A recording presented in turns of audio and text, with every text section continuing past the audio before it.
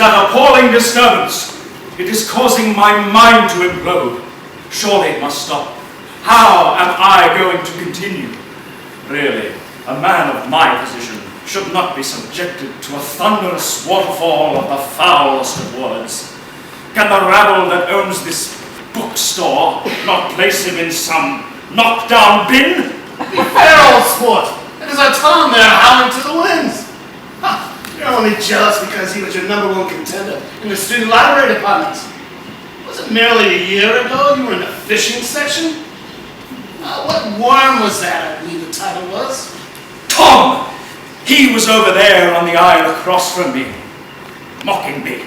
Him and that pest Huck and that little fishing hole of his. I saw him being procured no less than 12 months ago. What has happened to him? Well, Edmund, old chap, from the sounds of that coarse southern yelping coming from Mr. Sawyer, it looks like he's come back as a scratch and sniff pop-up book, thrown into the children's section. All the 11 or 12 youths gathered around him are scratching his bits to bits. Oh, you're right, Errol. It is Tom. I wonder what page Huck is on. He won't be too pleased when those runts get to him. Let that be a lesson to you all. If you rip and damage a delicate page from a precious book, you will be returning as a comic, a periodical, or worse yet, I cannot bear to mention it. Well, don't mention it at all, Edmund. Poor Ian here will flip if he knows what the future has in store for him.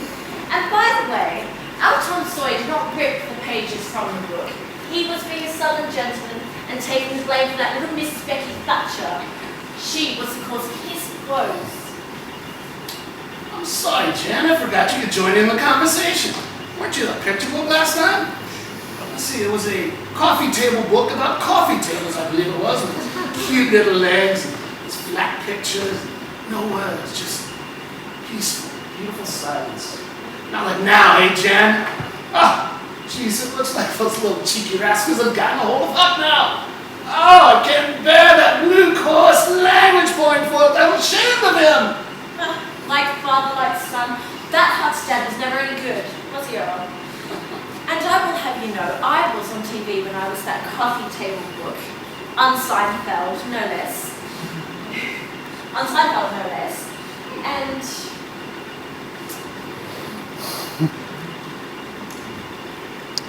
Oh no, what do you Errol's think gone. about that? What do you think about that, Mr. Why are my parents not married, Edmund? He's gone. It's way too late, Jan. He's been taken out by that student actor, the one with the cardigan and the leather patches on his elbows. He probably thinks King Lear's just some royal French jet. I told you someone would want me. Illegitimate or not. Farewell, my friends. I have some unfinished business with that maiden Goneril, the murdering seductress. And I have some apologizing to do with my dear Reagan. If only I can keep that bloody Edgar from finding that letter this time. Wow! You put out one little rumor about someone, and I hold a grudge for 400 years. It always ends with someone getting hurt. Who knows? Maybe this time I will win. Anyway, I quickly ran up to the park where she showers me with her amorous intentions. I deserve it after all the time I've spent on this show. What's he going on about? The amorous intentions. Kismet. Ian Kismet. I've been poked, prodded, and flipped about so many times today, I'm somewhat dizzy. Why is that clerk allow such unfettered touching of me? Oh, those youths, they're so young, God bless them all. They're all enthralled with each turn of every page. A new position, a new angle, a new thrust that, well, only a man of my dimensions could possibly achieve. Oh, and the last time I was here, I was thoroughly molested. I do think the title, Increase the Size of Your Tools, was a bit of a gimmick. But what did those men think it meant? I was construction equipment manual after all. Oh, no. Here comes a likely buyer now. All of 17. Can you just see his sweaty palms oozing testosterone all over my antique cover? Can you? Oh yeah.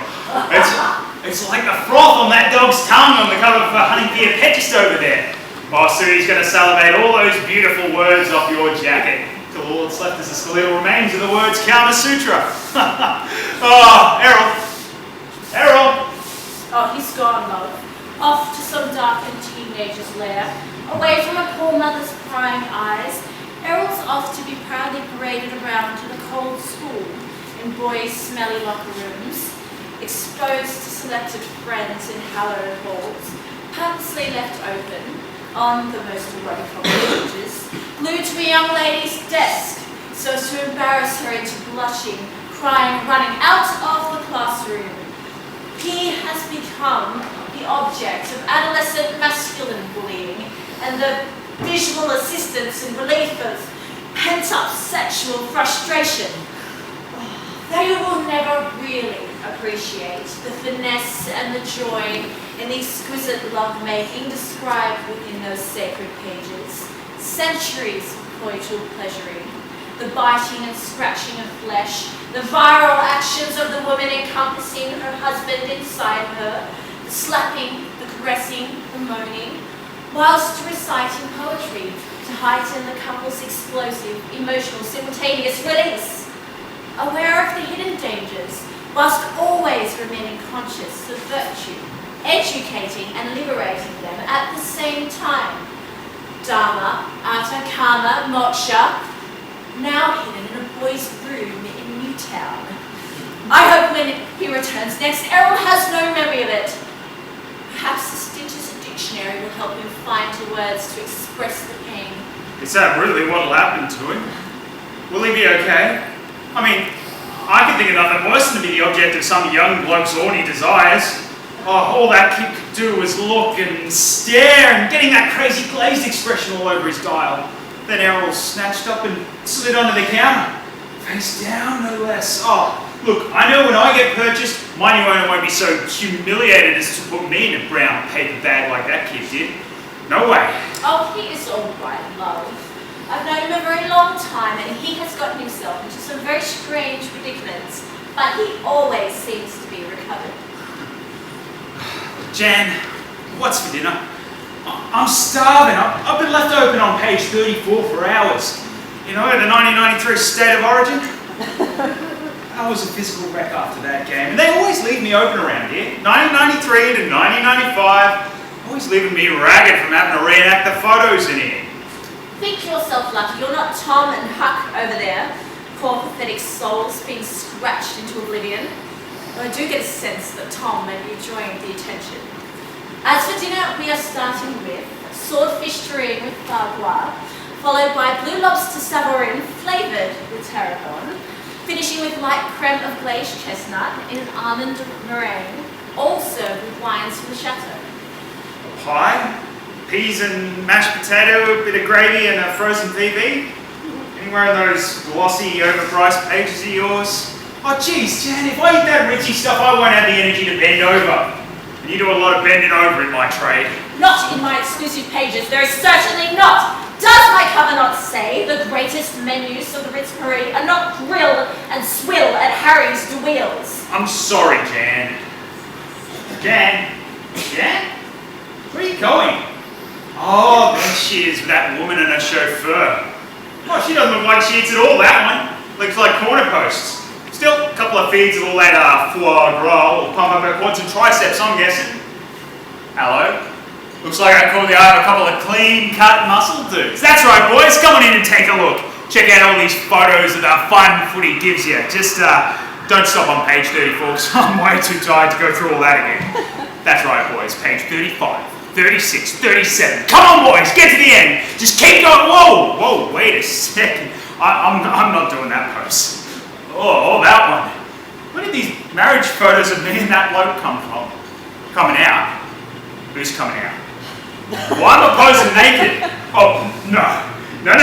Put me down. Put me down. Help! I'm being kidnapped. Looks like you're going to be snipped all over tonight by your two new infatuated male recruits. Now what game was that you played against, sir? Hide the pigskin? Oh, I hope you come back as 3 rolls of unbleached sorghum, Sawyer! So